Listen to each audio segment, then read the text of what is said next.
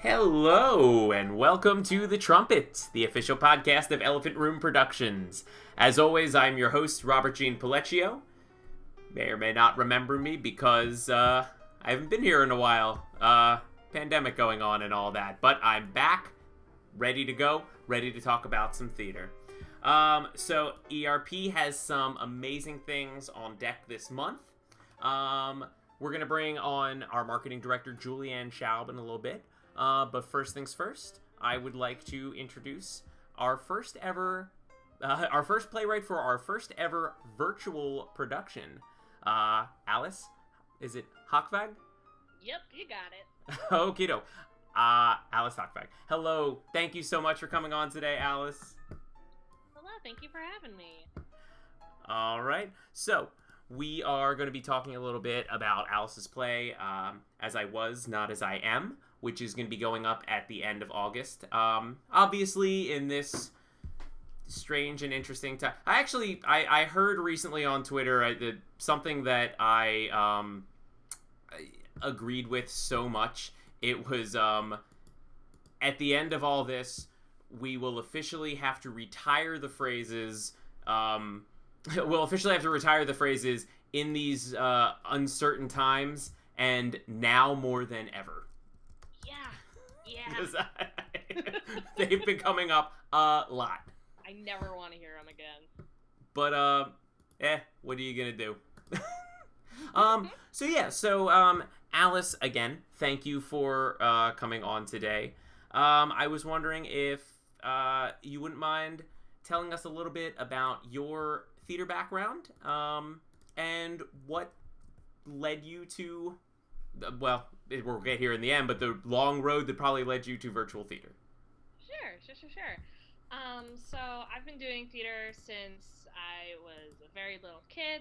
My dad was involved in theater and film, and so it was just kind of a natural thing that me and my sister fell into. I wrote my first play.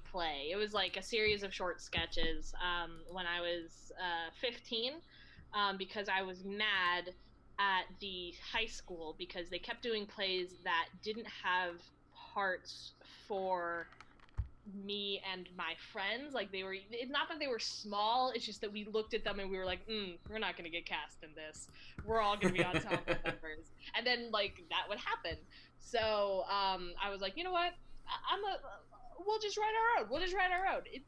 How hard can it be? And that had the wonderful budget of $40.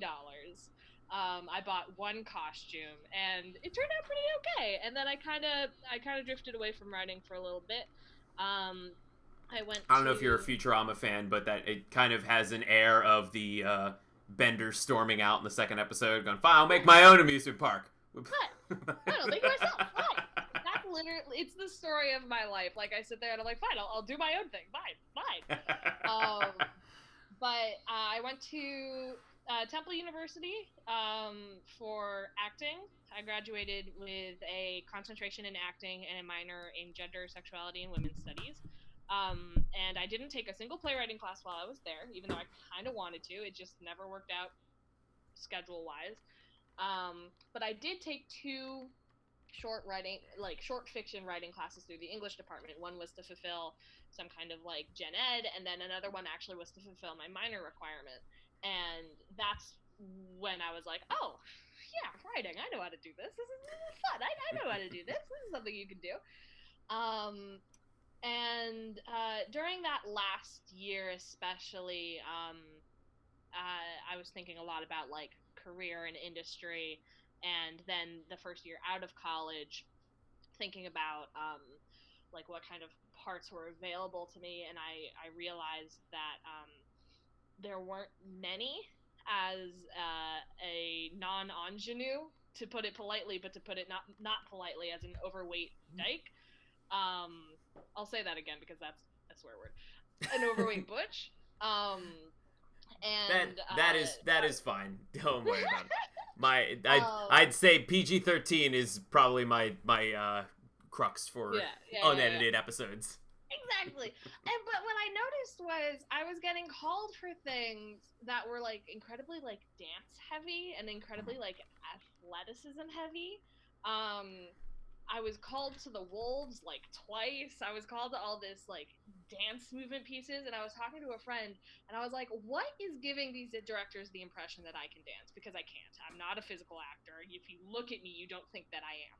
And she raised the very good point that queer theater in and of itself tends to be movement based and very physical because why shouldn't it be? We talk a lot about our bodies, how we Right. express our gender and our sexualities and all that stuff, and a I lot guess of I that never comes thought of it through that like way. But yeah, like now real sort of stuff. I have like 10 shows off the top of my head that You know what are I'm talking about. queer in nature. Yeah, it's uh a lot of queer theater that I've experienced tends to one tends to not always be based in realism as a genre. It tends to be very stylized. Tends to be even if the setting and the the movement isn't stylized, Yeah. the actual like storytelling mechanics are, I'm thinking of like Stop Kiss, where Yeah. every other scene is bouncing in time, or have you ever heard of the play The Homosexuals? No, I haven't. It is it's a story about a young guy and like six or seven of his, he's gay, and six or 7 of his friends, and the whole play is in reverse order, and Oh, that's fun. it's the last scene is him meeting all of them as like an 18-year-old kid fresh off the bus. Yeah, it's a really interesting, the kind of thing where it's like, I wonder if I was rehearsing it, would I take a rehearsal and be like, all right, folks, acting exercise, we're gonna do the play in chronological order. Yeah, exactly. Like weird stuff like that, and like I love that stuff, and it's great.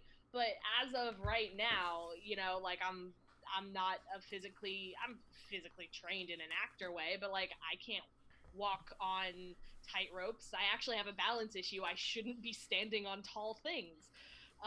So I was complaining to her. I was like, Hannah, just once, I would love like a fully realistic play. Like I'm talking like Ibsen or Chekhov or something. Like they all just sit in a house and they talk, and that's all they do. And there's real food, and the appliances work, and I don't have to do a single stupid dance thing the entire time because that's the kind of theater I'm really good at.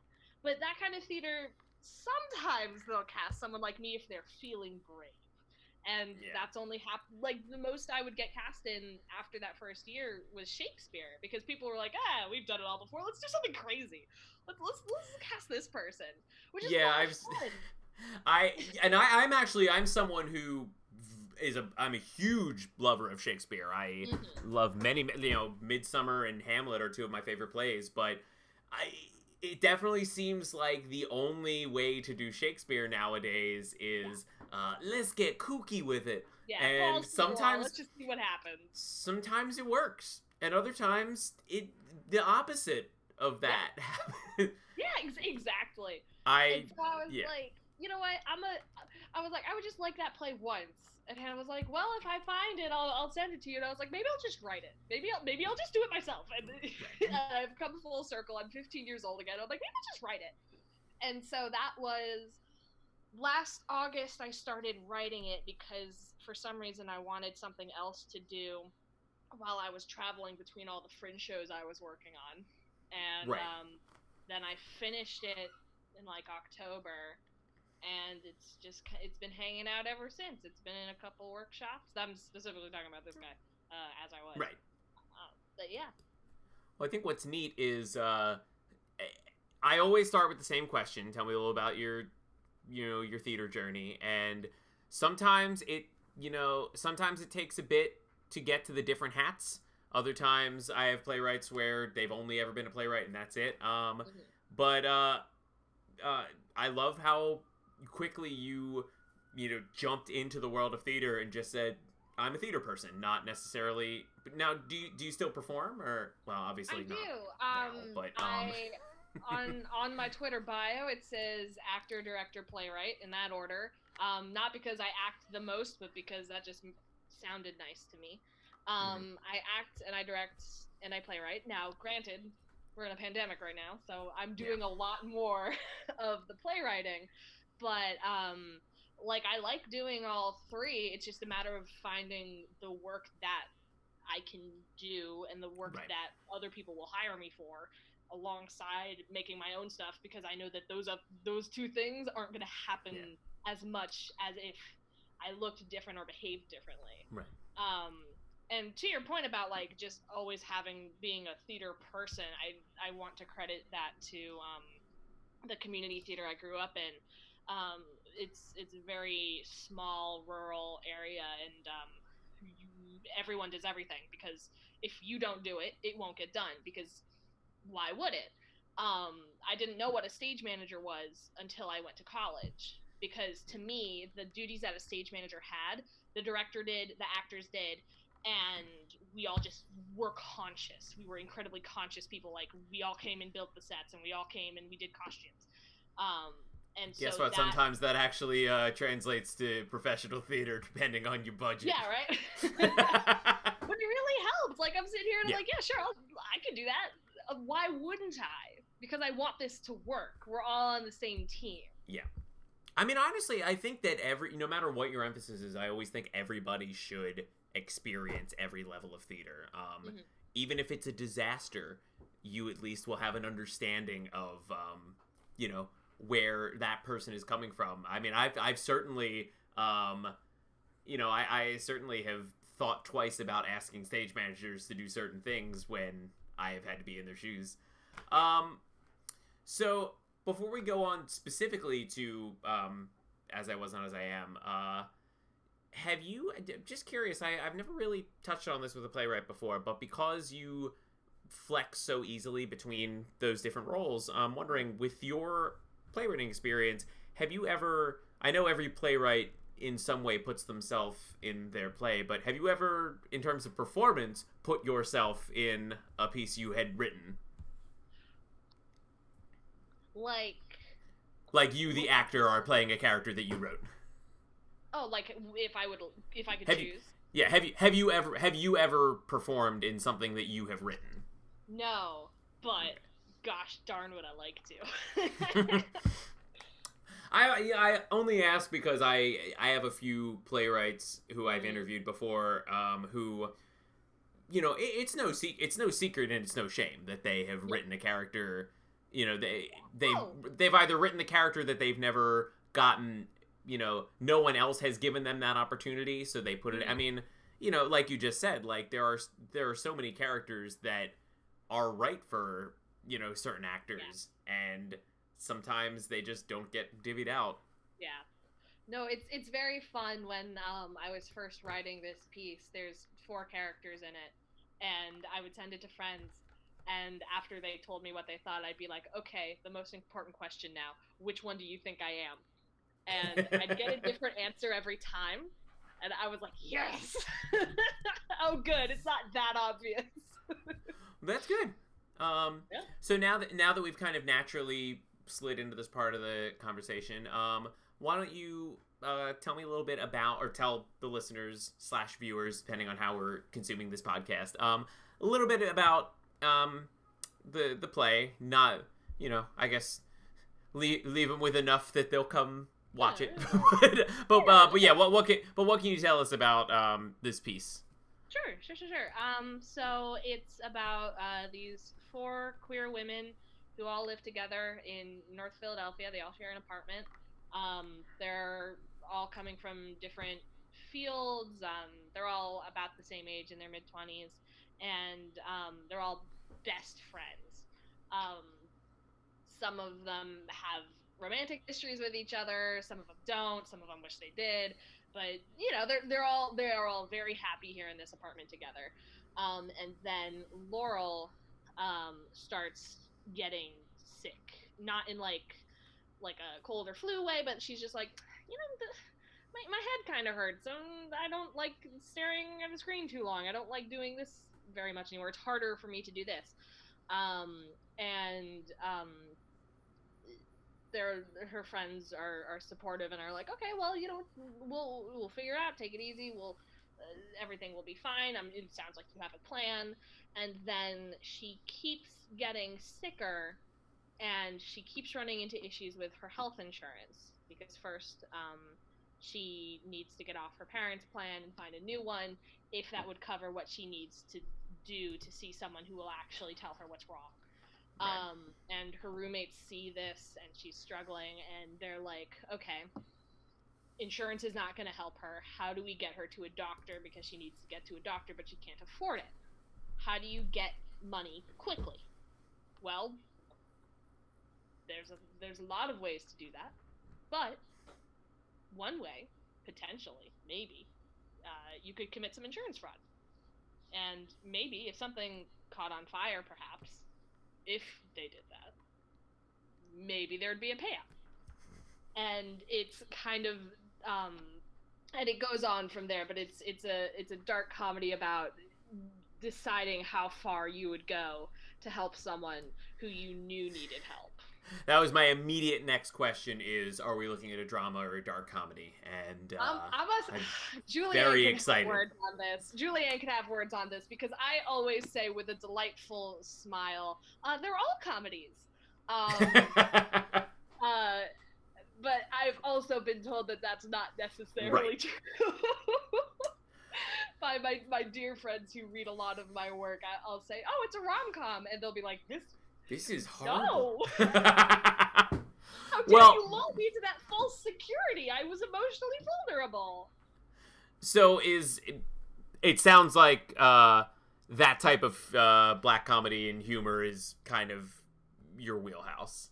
Yeah, I mean, if I'm very much a person who makes jokes when they're stressed, if I'm not always like making a joke or being like, well, we could try this, or well, think of it like it could be worse, like someone could be pregnant and dying, you know, like that kind of thing, and that very much translates into some perspective of this piece. I actually I had a moment like that recently, where I don't remember what came up. Some stressful thing came up, and I told my therapist. I was like, well, you know, I was starting to get that homework anxiety of, oh man, what am I going to talk about in therapy? And fortunately, this thing happened, and we talked about it for a little bit, and then he asked, he's like, well, you know, the sense of, you know, being worried about a session and not having something to talk about, you know, and I was like, oh no, that was a non sequitur. That was an icebreaker joke to just get me into the session. We're good. Yeah, no, that's not actually an issue we need to talk about. No, we have several others, but not this. So no, I'm kidding. I'm doing well. So, what led to the inspiration for this? Sure. Either this specific group of people or just the story in general. Yeah. So my last year of college, I myself was dealing with a lot of head pain, and for a long time there wasn't an official diagnosis. It turns out that it's just migraines. And they're triggered by very specific things, which is why my last year in school, they were every single day. Weeks would go, and I was just trying to get through pain or just trying to mediate it in some way. That was going on with me. And then another friend had like a mystery health thing going on. And then another friend of mine has always had chronic health issues, and they kind of know what it is, but it's just always going to happen. And we became very tight over the fact that we were always in pain, or we were always sick, and going to class was hard. And so we were on our own little mini support group of like, yeah, our bodies are falling apart, but here we are in class. This sucks. I wish it were I wish it were a less accessible story element. Yeah. To say a doctor has told you, yeah, it's like this sometimes. Sorry. Yeah. Take like 10 leave a day. I don't know. Jury's out. I had a doctor once tell me that a symptom was one of life's little mysteries, and I've never forgotten that.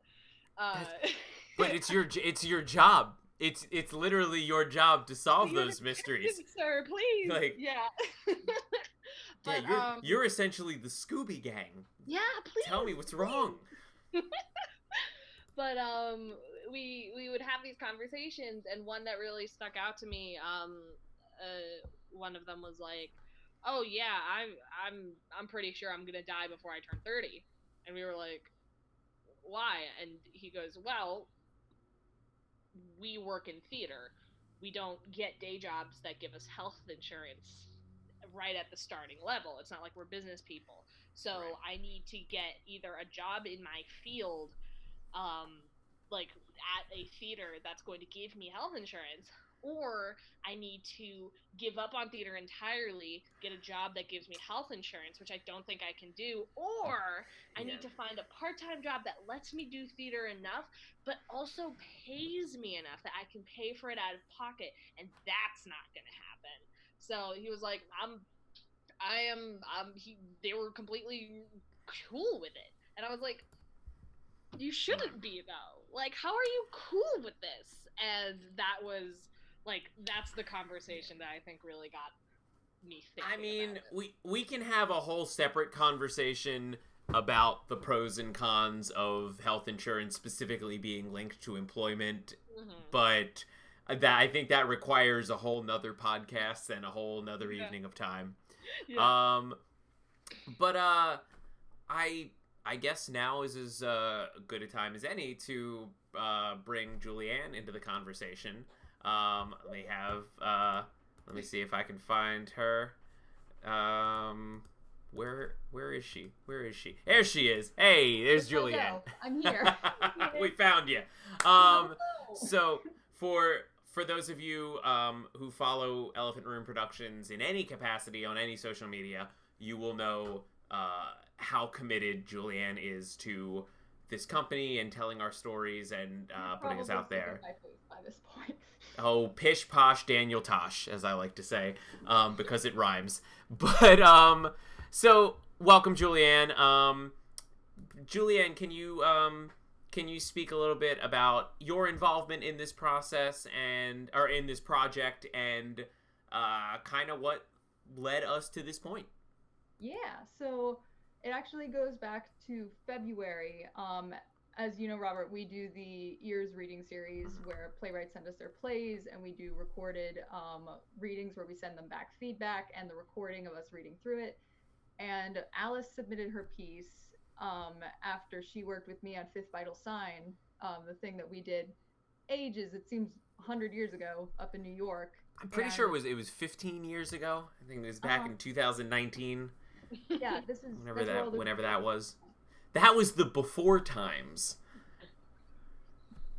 But yeah, Alice was like, I wrote a play and I think it's really good, and I'm like, you should send it. I did not say that. Well, it is good. It's very good. Yeah, and so we got it, and because we get so many submissions, it ended up being in February of 2020 when we finally got to sit down and read it, and it just resonated with me so much because it was also during a time when I was also aging out of my parents' health insurance. I was also an actor, and also I have pretty expensive medications that I have to pay monthly. So it really also just got me thinking, it's just like, this is so unfair that people can get in this position only because they've followed the occupation that they wanted.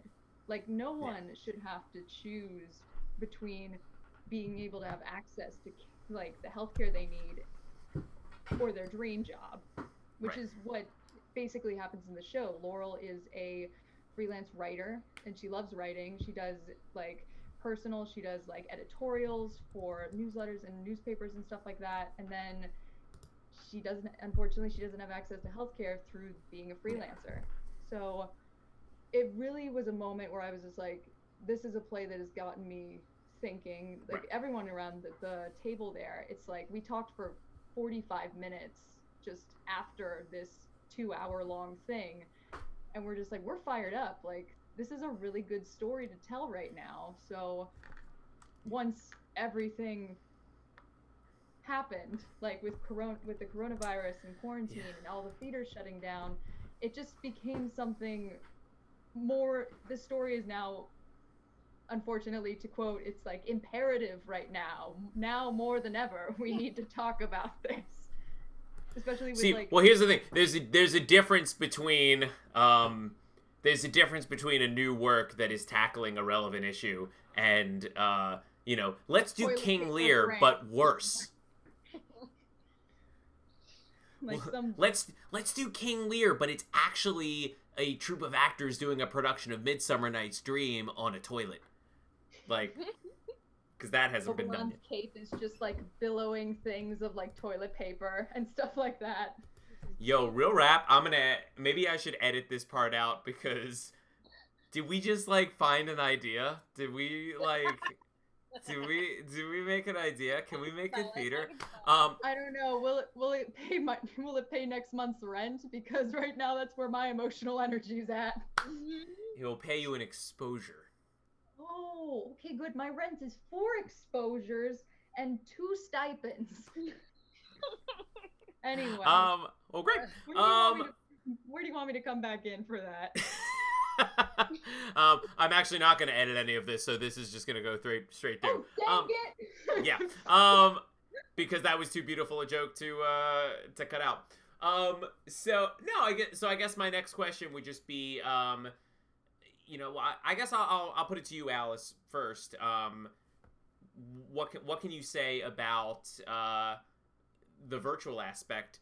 And then to Julianne, when you want to jump in, like, where did, I mean, other than the necessity of doing, kind of the only avenue available at the moment is doing audience-less theater, but, what was it about this piece that you felt made it translate so well to a virtual setting? And Alice, what did you specifically have to do to this play in order to make it work in that format?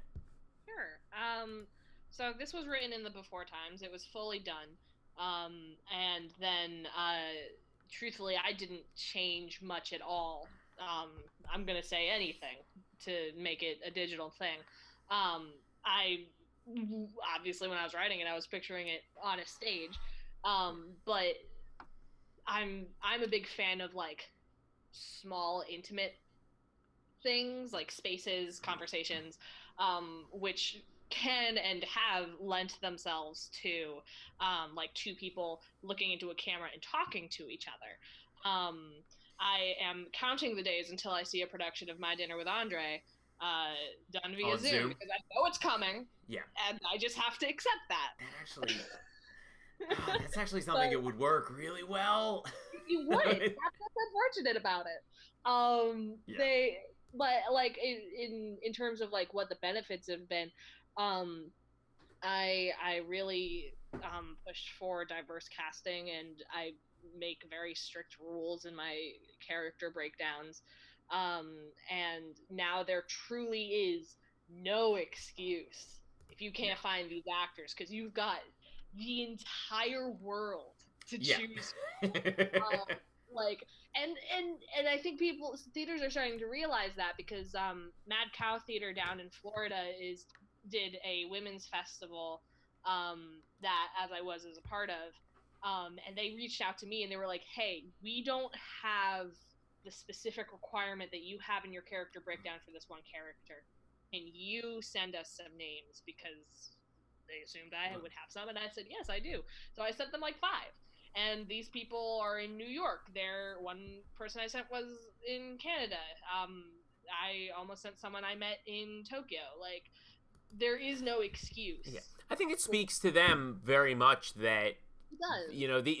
The easier thing to do would have been, all right, what's the second best, what's the closest, checkbox we can hit. So the fact that they actually, the fact that they actually respected the text enough to say, no, the playwright has, has specified this, we need to clear this with her and we need to make this right. I think it's a great thing, and I think we're seeing more of that. What was crazy was they still didn't quite hit everything, but I was like, you know what, the fact that you asked, and the fact that this is a reading, and the fact that it's like a Zoom and they tried. The stakes are lower, and I made sure that even if you don't quite hit the moon, you're still hitting equity. Like there's it's still a 50% actors of color cast, with a variety of different gender expressions. So I'm like, you know what, sure, okay, this is the bare minimum, and they hit it, and that's all I want. So Julianne, you already spoke to, what about the plot of this play and the makeup of this play really spoke to you. So looking at this new format and this, digital theater, virtual theater challenge, what made this play in particular, just in terms of practicality, stand out to you as something that would work in this format? The funny thing is, there's absolutely no practical things. You can look at this play and go, "This is a horrible thing. Why are you doing this virtually?" There are moments in the play that are essential that we just can't do over Zoom. And this is going into what drew me to this piece, and so like I want to do it, but also, obviously, in the past few months, like all of us have seen like the Zoom readings, the Zoom shows, the virtual shows, and a lot of them. And just speaking me personally, I just felt burnt out because I'm like, I don't want to do another show where I'm just a box and stuff. Like I miss moving, I miss being able to like explore that, and especially when they're live, there's just so many things technically that you can't control. Yeah. So I think that because maybe I just like making my things a little harder on myself. I'm just like, okay, so what can we do that will mesh this into a production that is not only fun for the actors to do, but it's really fun to watch. And it's like, it's not live theater. It's all going to be pre-recorded, but okay, it's that was my next question. Yeah. And when we're pre-recording it, we're going to be able to edit out like lags. We're going to be able to do like another take. And then also a big thing that comes up in this script and a lot of contemporary scripts is that there's a lot of overlapping dialogue, which in Zoom, it kind of freaks out a little bit, and then Zoom decides where you're supposed to be looking. So with this, we can record that overlapping dialogue separately, and then we can edit it back in so that it's a nice clean thing. And just all these little changes so that for the ultimate goal of like, how can we make this as close to a production as possible, and also how can we make the story as clear as possible. So other things we've done, there are moments, like I said, there's moments in the show that can't be done with not being physically in the same room. Right. So what we've done is we've incorporated illustrations. Like there's a moment where two characters embrace, and so we have a graphic of these two little pictures that look very much like the people in the cast. They're hugging, and then we have like the voiceover dialogue behind this picture. So the audience still gets to see this thing happening without like feeling, oh, I wish they could have done that, or like the stage direction voice comes on, and now the girls hug, and it's a slow embrace and love. Yeah. And then we can also add fun things like music. We've added scene transitions, which like you get to see like the little apartment, like this little picture of it, and you get to see like how the place has changed over time. And it's just been really fun just being like, what can we do to just make this better? Right. And also that includes letting our actors actually move. Okay. So I know you'll get this, Robert. Do you know the episode of Doctor Who when Clara is... Yes, I do. Yeah, of course you do. Clara is a Dalek and she doesn't know. And she's in like this tiny little room and she's talking to the Doctor through this little screen sort of thing. Yeah.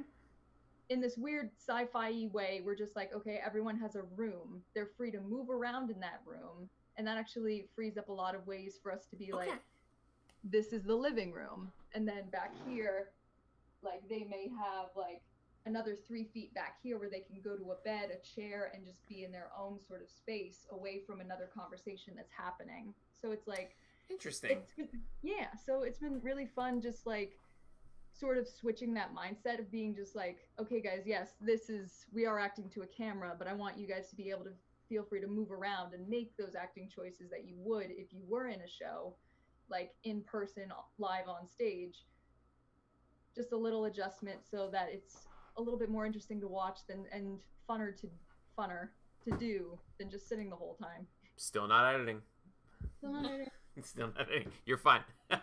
Well, Alice, going forward here, I mean, it's my hope that we will be in a position in the beginning of 2021 where we are starting to take our steps back into live theater, even if it's at a different capacity. It is my hope that we, this is our passion, and this is what we do. But has this experience in any way changed the way you write, and could you potentially see more projects in the future that are not just adaptable, but maybe even written for this type of theater, like specifically? Yeah, you're seeing a lot of calls these days because people are stuck at home, so people are desperate for content, and so you see a lot of playwriting calls for plays written for Zoom. I tend to shy away from that because I have a feeling that that's going to age very quickly. Maybe I'll be wrong. Maybe the really good Zoom plays won't ever age. And to go along with that, I do think that theaters might realize that there's a market here, to put like a capitalist businessman hat on. If you have your main stage season going on in person, you can charge $40 a ticket. You shouldn't, but you could. A mainstream theater could pay charge $40 a ticket, and then be like, oh yes, and then this is our online stage. Tickets are there is a theater in because Delaware has slightly different restrictions right now in terms of gatherings. So I know Bootless Stageworks has had a very successful. I believe they've done one so far. It was a 2-person play that they had done before. I believe it was one of those things where it was like, let's put this thing that we have already rehearsed together.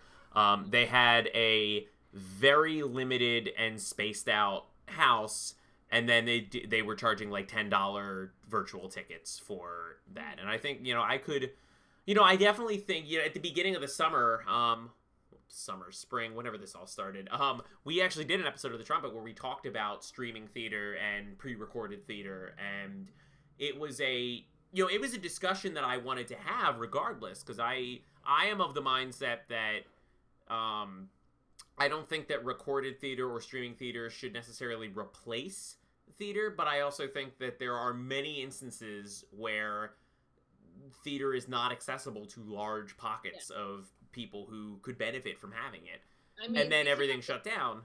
Yeah. So it was a good conversation to have. Broadway recordings too. Yeah. Like there's this decades-long discussion of like, oh, we shouldn't record Broadway shows. It's important to go see them in real life. And I'm a very big proponent of art is not revolutionary if it can't be accessed by all. Mm-hmm. And sure, you might have the world's best musical on Broadway, but also a sliver of a percentage of the population is getting to see it.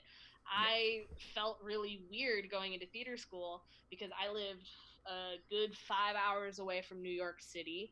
I was not seeing shows. I saw shows that I did, because that was how I saw shows. If I was lucky, once every 2 or 3 years, my dad could spring for a ticket to see a tour up in Rochester. And that was a whole day. We had to plan to drive up there and get food and then come back. Mm-hmm. And I think that this will finally change how theaters are like so grabby about things, because there's millions of people who just can't go physically to see these things. And I think it's more important that they can see them in a less in maybe not the way it was intended, and then are inspired to try, rather than you have entire towns of people who are like, what, theater? That's all highfalutin. We're going to cut it from our high schools because I haven't seen any. Why should we have some here? Yeah, I mean, it's a bad analogy, but I just like to think of it as, NFL games on ABC don't take, you don't see empty stadiums because, whoa, why would I go see a football game on, in person? I could watch it on the TV. it's just, it gives it a wider audience, and it gives, obviously you want to go live to see something, but if you can't, it's a great way to bring more people into the conversation. Also, with copyright laws aside, like, people will still go in and do illegal bootlegs and stuff like that. Yeah, copyright, schmoppyright. Yeah, and so it's just like, so that people can have access who may not be able to physically go. And then a lot of times, sometimes people will see it and then they'll be like, I want to go see it. So, like, if anything, I think that it's incentive to be like, I want to actually be there and see this in person. Yeah. But yeah, it's just like, why not? If you're going to have a thing out there, then why not it be through the theater and the people and the performers who did it, so that they will get additional funding for the purchasing of that slightly less expensive, like, cut, instead of like, I'm just going to go online and find one. I mean, Legally Blonde is the only, it has a Guinness record, it's the only musical in history to air in its entirety on television during its original run with the original cast. And it still ran for, a few more years after that, and it got a reality show on casting the replacement lead. So, Also, guilty pleasure. Love that show. Oh no, I love that show too. I just don't like it when they put reality TV show in there. Like, why can't you just hold auditions, y'all? Like, just do the thing. Like, what I will say is, I will give them credit where credit is due. There were no user voted viewer voted options in there. There was because Andrew Lloyd Webber's company has done that too in the past. They've basically shown the process, and they've, I think they did it for Wizard of Oz and they did it for Jesus Christ Superstar, where they basically, it was a little American Idol-y, but it was Andrew Lloyd Webber, Cameron McIntosh, and whoever was directing it were making the decision. We just got to kind of peek into the room. Whereas there was a Grease Broadway revival from a couple years ago that had a reality show where the viewers voted, and the viewers do not pick the best candidates, and that production did not succeed. I did actually end up seeing that. How was it? I enjoyed it, but also I was like 13, 14, so like my opinions were probably trash, but that's fair. I mean, well, my opinion of Grease in general has changed since when I was a kid. Absolute trash. I liked the actor that they did pick for Sandy eventually. Okay. She's good, but it's just like, I haven't seen the dude in anything else recently. Yeah, there's a woof. I don't want to speak. It feels disrespectful to speak ill of theater when it's not going on right now. So, the dead, like, ooh. Yeah, we're getting off. Where's the track? We've got off. So, to wind it back to the station, As I Was, Not As I Am opens, I believe this month. Yep, end August of this month? 28th, and it runs until the 30th, and we have performances every night at 7 p.m. Okay. And what platforms are these going to be available on? It's going to be accessible through a link through to YouTube. It's going to be a private video, so all y'all have to do to get tickets is you have to show proof of a donation made to Theater Philadelphia's Emergency Relief Fund. You can send us a screenshot of your confirmation. You can send us an e-receipt, and it can be any donation amount. I think the minimum amount of donation that you have to make is like $1. So no matter how big or small, you just send us proof that you've done it, and we'll send you the link the day of your show. Well, as I said at the beginning of this call, I don't know if I said it while we were recording, but this is the first time in about three or 4 years that ERP has been working on a production that I am not personally involved in the production element of. So this is the first time that in a long time that I get to go into a show that we are producing completely blind, and I could not be more excited about that. As much as I loved, work, I loved the joy that I got from working on Salamander and Suicide Stories and Fifth Vital Sign, but, you lose that little audience element of what's going to happen. And I'm very excited to kind of get that back. And I'm very excited that theater is happening in any capacity. Oh yeah, the response from the community that we've gotten has just been like incredible. Like I've never held like mass auditions like this. Like I've held like private ones and stuff because it's just like small projects and stuff that I sort of want to grab people that I'm like, I know you and I know what you can do and I need to do this real quick. But the fact that I'm like, I have some time and I really want to branch out and I want to meet new people. It's been like, I remember putting out the audition call and then just getting like 30 something emails like and submissions. And it's just, I know. Yeah, Alice, it's been incredible. Yeah. It seemed like it seemed like this project really came together, well, time is meaningless now, so that, it's not saying much, but I mean, it really seems like the speed with which this train just bulleted down the tracks has been incredible and impressive. It's almost like there's no other theater shows going on right now or something. Stop that. Nope. Well, Julianne and Alice, thank you so much for chatting with me today. And thank you for doing this. Thank you for bringing the arts, keeping the arts alive. Anything else before we wrap to say about the show? Alice, I hope you like it.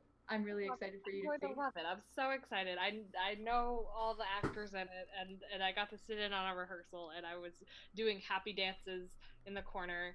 I think that most of your notes was just like their names in all caps with hearts around it. Yeah. It was notes for me, like, hey, maybe sentence, and then like underneath it, I'd just write, "Oh, they did such a good job." They're so great. They're gonna blow you away.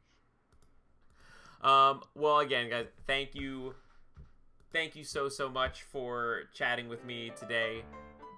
There's the music. So yes, As I Was Not As I Am runs the end of this month. I will put some ticket info and a description in the link, in the ticket link in the description. But until next time, I'm Robert Jean Pellecchio, signing off.